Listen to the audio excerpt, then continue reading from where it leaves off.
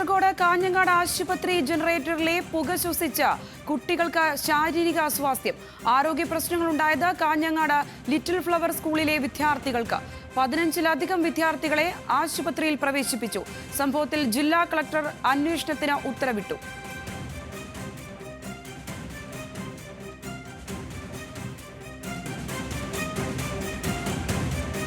കാസർഗോഡ് നിന്നിപ്പോൾ വിവരങ്ങളുമായി Sareesh P K ചേരുന്നുണ്ട്. സരീഷ്, ഇത് എപ്പോഴാണ് ഈ സംഭവം ഉണ്ടാകുന്നത്? സംഭവം എങ്ങനെയായിരുന്നു? ഒപ്പം തന്നെ ഇപ്പോൾ ഈ കുട്ടികളുടെ ആരോഗ്യനില തൃപ്തികരമാണോ?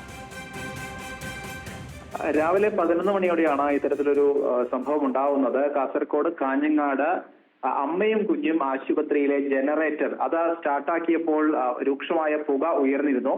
അത് ശ്വസിച്ചാണ് സമീപത്ത് തന്നെ ലിറ്റിൽ ഫ്ലവർ സ്കൂളിലെ വിദ്യാർത്ഥികൾക്ക് ദേഹാസ്വാസ്ഥ്യം ഉണ്ടായത്. ചില കുട്ടികൾക്ക് സ്കൂളിൽ വെച്ച് തന്നെ ചില പ്രശ്നങ്ങൾ ഉണ്ടായിരുന്നു. അവരെ ഉടൻ തന്നെ ആശുപത്രിയിൽ എത്തിച്ചു. കൂടുതൽ കുട്ടികൾ ഇത്തരത്തിൽ ശാരീരിക പ്രശ്നങ്ങൾ കാണിച്ചതിനെ തുടർന്നാണ് പലരെയും വീട്ടിലേക്ക് അയച്ചത്.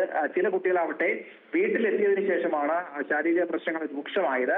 അതിനെ തുടർന്ന് ചിലരെ ഈ അമ്മയും കുഞ്ഞും ആശുപത്രിയിൽ തന്നെയും ഒപ്പം തന്നെ മറ്റു ചിലരെ കാഞ്ഞങ്ങാട് വിവിധ ആശുപത്രികളിലും ജില്ലാ ആശുപത്രിയിലും സ്വകാര്യ ആശുപത്രികളിലുമായി പ്രവേശിപ്പിച്ചു. ഏതാണ്ട് ഇപ്പോൾ ലഭിക്കുന്ന വിവരമനുസരിച്ച് 50ഓളം വിദ്യാർത്ഥികളെ വിവിധ ആശുപത്രികളിൽ ചികിത്സ തേടിയിട്ടുണ്ട് എന്നാണ്. പക്ഷെ ഏറ്റവും ആശ്വാസകരമായ കാര്യം, ഇതിൽ ഒരാൾക്ക് പോലും ഗുരുതരമായ പ്രശ്നങ്ങൾ ഇപ്പോൾ ഇല്ല എന്നുള്ളതാണ്. പലരെയും ഡിസ്ചാർജ് ചെയ്തിട്ടുണ്ട്. പലരും ഈ അതായത് ഇതുമായി ബന്ധപ്പെട്ട് രൂക്ഷമായ പുക ഉയരുകയും തൊട്ടടുത്ത ഉള്ള ഈ സ്കൂളിന്റെ ക്ലാസ് മുറിയിലേക്കാണ് ഈ പുക എത്തിയത്.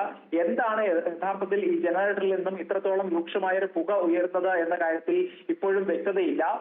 ആശുപത്രി അധികൃതരുമായി നമ്മൾ ബന്ധപ്പെട്ടിരുന്നു. അപ്പോഴും എന്താണ് സംഭവിച്ചത് എന്നതിൽ ഒരു വ്യക്തമായ ചിത്രം നൽകാൻ അവർ തയ്യാറായിട്ടില്ല. ജനറേറ്ററിലെ പ്രശ്നമാണോ അല്ലെങ്കിൽ മറ്റേതെങ്കിലും തരത്തിലുള്ള കെമിക്കലാണോ ഇത്തരത്തിൽ പ്രശ്നങ്ങൾക്ക് കാരണമായത് എന്ന തരത്തിലൊരു കൃത്യമായ ഒരു മറുപടി നൽകാൻ ആശുപത്രി അധികൃതർ തയ്യാറായിട്ടില്ല. അതുകൊണ്ട് തന്നെയാണ് രക്ഷിതാക്കളും ഇത്തരത്തിലൊരു വിമർശനം ഉയർത്തിയത്. കാരണം ഇടയ്ക്കിടെ ഇത്തരത്തിലുള്ള പ്രശ്നങ്ങൾ ഉണ്ടാവാറുണ്ട്. കുട്ടികൾക്ക് ഈ പുക ശ്വസിച്ച യഥാർത്ഥത്തിൽ ഉണ്ടാവുന്ന അല്ലെങ്കിൽ ശാരീരിക പ്രശ്നങ്ങൾ ഉണ്ടാവാറുണ്ട്. പക്ഷേ ഇത്തരത്തിലൊരു രൂക്ഷമായ പ്രശ്നം ഇന്ന് മാത്രമാണ് ഉണ്ടായിട്ടുള്ളത് എന്നാണ് ഇപ്പോൾ രക്ഷിതാക്കൾ പലരും പറഞ്ഞത്. അതിന്റെ അടിസ്ഥാനത്തിൽ തന്നെയാണ് ജില്ലാ കളക്ടർ ഈ സംഭവത്തിൽ വ്യക്തമായ ഒരു അന്വേഷണം വേണം എന്നൊരു നിർദ്ദേശം നൽകിയിരിക്കുന്നത്. കാഞ്ഞങ്ങാട് സബ് കളക്ടർ ഇതുമായി ബന്ധപ്പെട്ട് അന്വേഷണം നടത്തി ഉടൻ തന്നെ റിപ്പോർട്ട് നൽകണം. ആരുടെ ഭാഗത്താണ് അപാകത ഉണ്ടായത്, എന്തുകൊണ്ടാണ് ജനറേറ്ററിൽ നിന്നും ഇത്തരത്തിൽ രൂക്ഷമായ പുക ഉണ്ടായത്, ഏതെങ്കിലും രീതിയിൽ കെമിക്കൽ റിയാക്ഷൻ ഉണ്ടായിട്ടുണ്ടോ തുടങ്ങിയ കാര്യങ്ങളിൽ വ്യക്തമായ അന്വേഷണം നടത്തണം എന്നാണ് ഇപ്പോൾ ജില്ലാ കളക്ടർ തന്നെ സബ് കളക്ടർ നൽകിയിരിക്കുന്ന നിർദ്ദേശം.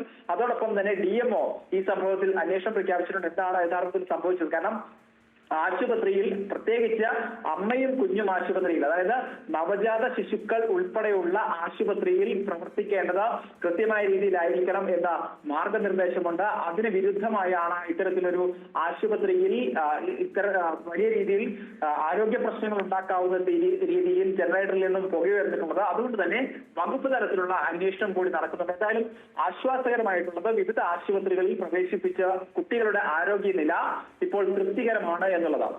ശരി സരീഷ്, കാസർഗോഡ് കാഞ്ഞങ്ങാട് ആശുപത്രിയിലെ ജനറേറ്ററിലെ പുക ശ്വസിച്ച് സമീപമുള്ള സ്കൂളിലെ കുട്ടികൾക്ക് ശാരീരിക അസ്വാസ്ഥ്യമുണ്ടായിരിക്കുന്നു. 50ഓളം കുട്ടികൾ വിവിധ ആശുപത്രികളിലായി ചികിത്സ തേടിയിരിക്കുന്നു.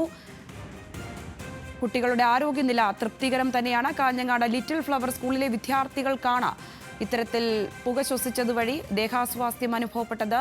വിശദമായ വിവരങ്ങൾ പങ്കുവച്ചത് സരീഷ് ആയിരുന്നു.